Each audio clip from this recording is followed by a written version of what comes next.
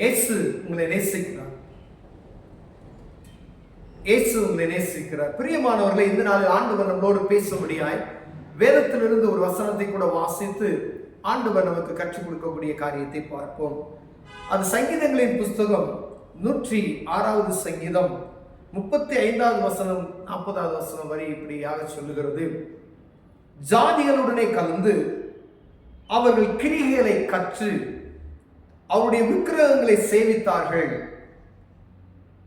அவைகள் அவர்களுக்கு கண்ணியாயிற்று. அவர்கள் தங்கள் குமாரரையும் தங்கள் குமாரத்தியும் பிசாசுகளுக்கு பலியிட்டார்கள். அவர்கள் கானான் தேசத்து விக்கிரகங்களுக்கு பலியிட்டு தங்கள் குமாரர் குமாரத்தினுடைய குற்றமில்லாத இரத்தத்தை சிந்தினார்கள். தேசம் இரத்தத்தால் தீட்டுப்பட்டது. அவர்கள் தங்கள் கிரியினால் அசுத்தமாகி தங்கள் செய்கைகளினால் சோர போனார்கள். அதனால் கர்த்தருடைய கோபம் தனது ஜனத்தின் மேல் நோண்டது. அவர் தமது சுதந்திரத்தை அருவருத்தார். அவருடைய சுதந்திரத்தை, அவருடைய ஜனங்கள் அவருக்கு கொடுக்கப்பட்ட சுதந்திரம், அது ஆண்டவர் என்ன செஞ்சார்? அருவருத்தார் என்று போட்டப்படுகிறது. கர்த்தருடைய கோபம் ஆண்டவருக்கு பிடிக்காத, மிகவும் பிடிக்காத, மிகவும் மோசமாய் ஆண்டவருக்கு அருவருப்பான ஒரு காரியம். அதான் கோபம் மூழ்கிறது.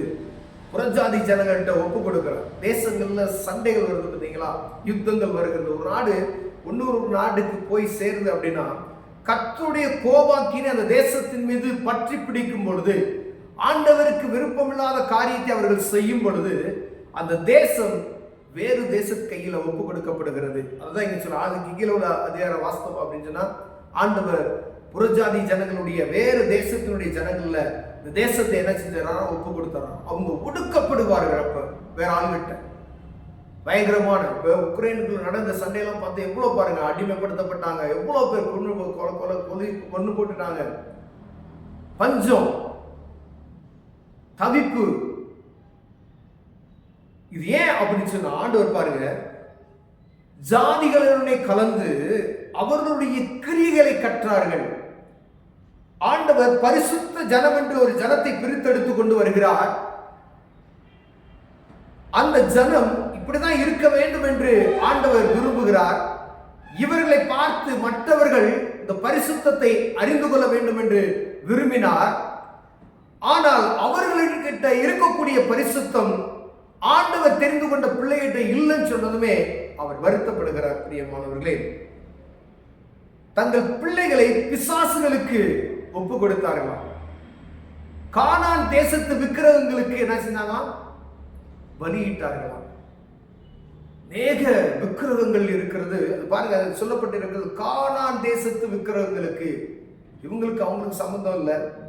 ஆண்டவர் கொண்டு போன இடத்துல ஒரு அவங்க ஆண்டவர் கானான் தேசத்துக்கு கொண்டு போறாரு. ஆனா இவர்களுடைய வழிபாடு இல்லாதபடிக்கு அங்க இருக்கக்கூடிய காரியங்களுக்கு இவங்க ஆண்டவர் அழைத்து வந்தது. ஆண்டவர் கானான் தேசத்துக்கு அழைத்து வந்தது ஆண்டவர். அழைத்து வந்தவரை மறந்து அங்க இருக்கிறவைகளுக்கு பலியிட்டார்கள் என்று வேதம் சொல்கிறது. பிரியமானவர்களே, ஆண்டவருக்கு பிடிக்காத இந்த ஒரே ஒரு காரியம் விக்கிரகத்துக்கு பலி செலுத்துகிற காரியம் தான். பாருங்க, ஆண்டவருடைய கோபாக்கினை வருகிறது. ஆண்டவர் பிறர் கையில ஒப்பு கொடுத்து ஜனங்களை ஒடுக்கப்படுகிறதை பார்க்கிறோம். ஆண்டவருக்கு பிடிக்காத காரியம். அநேக நேரங்கள்ல நம்ம குறி கேட்கிறோம். அநேக நேரங்கள்ல தேவையின் நிமித்தமாய், நண்பர்களின் நிமித்தமாய் என்ன செய்யறோம் அப்படின்னா, பாருங்க, ஒரு சாதாரண மனிதன்கிட்ட போய் சோசியம் பார்க்கிறோம், மாந்திரங்கள் செய்கிறார்கள். இதெல்லாம் விக்கிரக ஆராதனை. பிரியமானவர்களே, ஆண்டவர் சர்வ வல்லமையுள்ள தேவன், வானத்தையும் பூமியும் படைத்தவர். அவரை மறந்து விட்டு மனிதர்கள் இப்படி இருக்கும் ஆண்டவருக்கு கோபம் வரும். அதுவும் பிரித்தெடுக்கப்பட்ட ஜனங்கள், ஒரு சில ஜனங்கள், அவர்கள் இப்படி செய்யும் பொழுது ஆண்டவர் கோபாக்கினை பெருகுகிறது. பிரியமானவர்களே, அவர்கள் தங்கள் கிரியைகளினாலே அசுத்தமாகி தங்கள் செய்களினாலே சோரம் போனார்கள். அது நிமித்தம் அவர்கள் கிரியைகள் அசுத்தமாய் இருக்கிறதாம். அவங்க நடவடிக்கைகள் எல்லாம், அதாவது அதை செய்கிற நிமித்தமாய் என்ன நடக்கும் அப்படின்னா அசுத்தமான காரியங்கள், கிரிகள், மோசமான காரியங்கள் நடக்கும் அப்படின்னு சொல்லி. ஆனா நம்ம அது தெய்வ வழிபாடு அப்படின்னு சொல்லி அவங்க என்ன செய்றாங்க, தன்னை மறந்து அப்படி செய்யறாங்க. அறியாமையின் இருள். யாரோ வருவாங்க, இங்க பார்த்து டிவிலாம் விளம்பரம் கொடுக்குறாங்க, மாந்திரங்கள், பெண்களை வசியப்படுத்தணுமான்னு போறோம். கவர்மெண்ட் இதை கேட்க மாட்டேன்றாங்க. பெண்களை வசியப்படுத்தணுமா, உன் குடும்பத்தை முடக்க வேண்டுமா அப்படின்னு சொல்லி டிவியில விளம்பரம் பப்ளிக்கா கொடுக்குறாங்க. எவ்வளவு ஒரு மோசமான சூழ்நிலைக்கு தேசம் போய் கொண்டிருக்கிறது பாருங்க. ஆண்டவருக்கு விருப்பம் இல்லாத காரியத்தை செய்யும் பொழுது ஆண்டவருடைய கோபாக்கின தேசத்தினுடைய ஜனங்கள் மீது வரும்.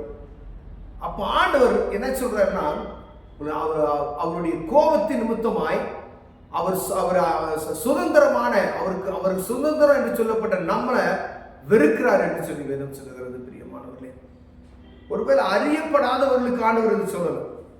நல்லா கவனமா இருக்கணும். அறியப்படாதவர்களுக்கு, விசுவாசத்தின் நிமித்தமாய் ஆண்டவரை ஏற்றுக்கொண்ட ஒவ்வொருவருக்கும், கிறிஸ்தவர்கள் அநேகர் உண்டு,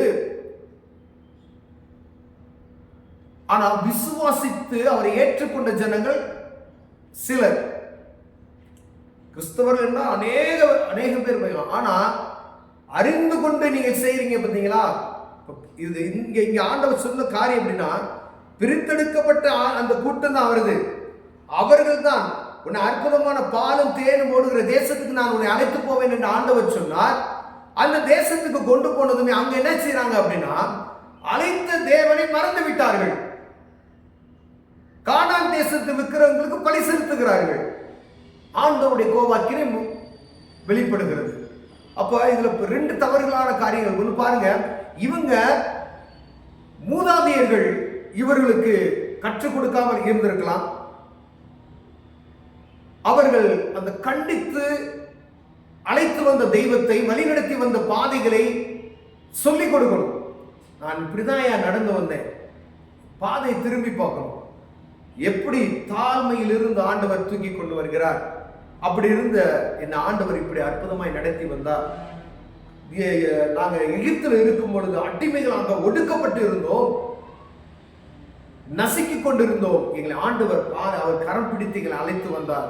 எங்களை அழைப்பதற்கு நிமித்தமாக எகிப்து தேசம் முழுவதும் எத்தனை அற்புதங்களும் அடையாளங்களும் கொள்ளை நோய்களும் ஆண்டவர் அந்த ஜனங்களுக்கு வாதிப்பை கொண்டாக்கினார் என்பதை நாம் அறிந்திருக்கிறோம் என்பதை இவர்கள் சொல்லியிருக்கிறோம். வழியில் அவர்கள் கடந்து வந்த பாதையை இவர்கள் பார்த்த என்ன காரியமா அற்புதங்கள் எல்லாம் பிள்ளைகளுக்கு கதையாய் சொல்லியிருக்கிறோம். ஆண்டவர் அதான் சொல்றார், உன் பிள்ளைகளுக்கு இதெல்லாம் கற்றுக் கொடு, உன் பிள்ளைகளுக்கு நீ நடந்து வந்த பாதையை சொல்லிக் கொடு அப்படின்றார்.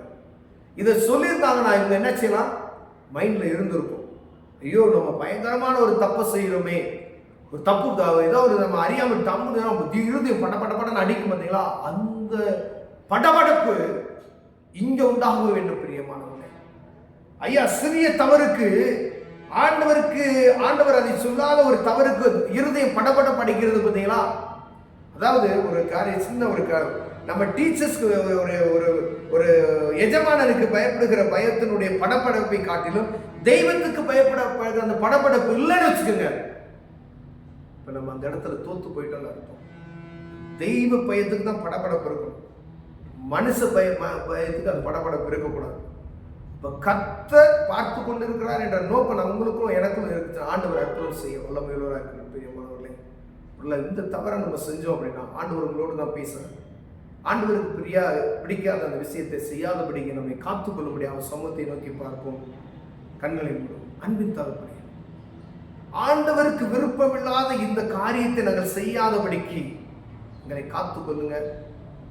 எங்க பிள்ளைகளுடைய பிள்ளைகளுக்கு கற்றுக் கொடுக்க உதவி செய்யுங்க. இயேசுவின் நாமத்தில்